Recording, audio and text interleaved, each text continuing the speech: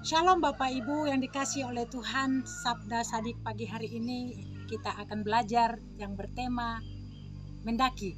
Mendaki banyak ditekuni oleh anak muda pada saat ini, di mana mereka sebelum melakukan mendaki ada hal yang mereka tentukan lebih dahulu, di mana mereka akan menentukan lokasi dan level pendakian yang mereka akan lakukan. Yang kedua, mereka akan mengajak teman atau saudaranya atau orang tuanya. Dan yang ketiga, cek lokasi, di mana apakah lokasi itu mendukung, ataupun mereka akan tahu juga menentukan, melihat bagaimana cuaca baik apa buruk pada saat yang akan mereka akan lakukan. Yang keempat, mereka juga mengabari orang tua atau saudara atau teman mereka akan melakukan mendaki tersebut. Yang keempat, mereka juga persiapan fisik dan supaya fisik mereka benar-benar sehat.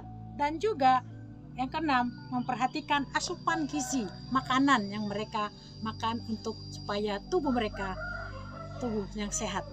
Nah, tujuan mereka melakukan pendakian tersebut adalah kegiatan mendaki ini dapat memberikan efek relaksasi dan meredakan stres yang tinggi yang dalam mereka alami, hingga setelah mereka melakukan mendaki tersebut mereka akan merasakan kebahagiaan. Nah, Bapak Ibu, Sabda Sadik pada pagi hari ini teksnya terambil dari Yohanes pasal yang ke-6 ayat yang ke-15. Karena Yesus tahu bahwa mereka hendak datang dan hendak membawa dia dengan paksa untuk menjadikan dia raja, ia menyingkir pula ke gunung seorang diri.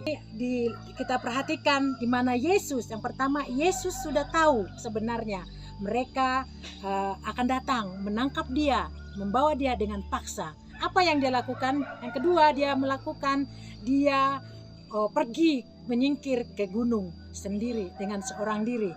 Dan ketiga, dia melakukan menghilangkan rasa stresnya atau kegalauannya. Dia pergi ke gunung itu berdoa seorang diri, mengungkapkan keluhan-keluhannya, yang pergumulan-pergumulannya di gunung itu dengan seorang diri, sampai dia puas dan merasa tenang, dan dia lakukan itu dengan sungguh-sungguh.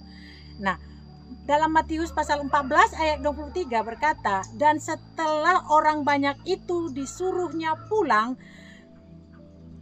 Yesus naik ke atas bukit untuk berdoa seorang diri. Ketika hari sudah malam, ia sendirian di situ.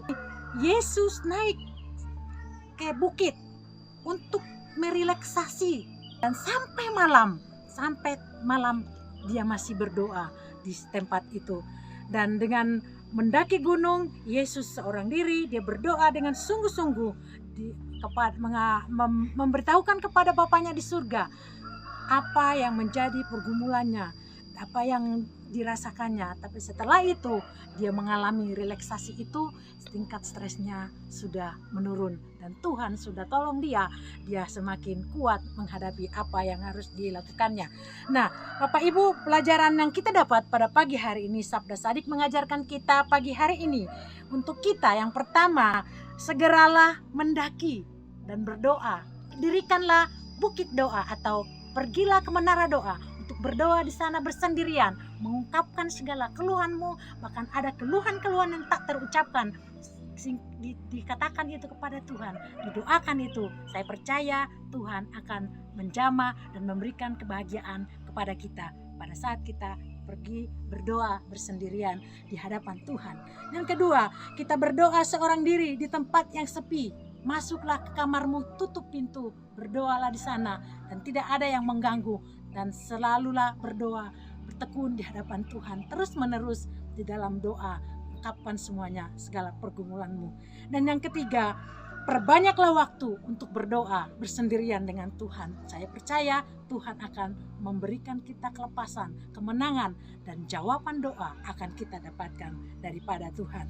Yang keempat, pemulihan dan juga jawaban doa, dan pemulihan demi pemulihan, kelegaan akan kita alami dalam kehidupan kita.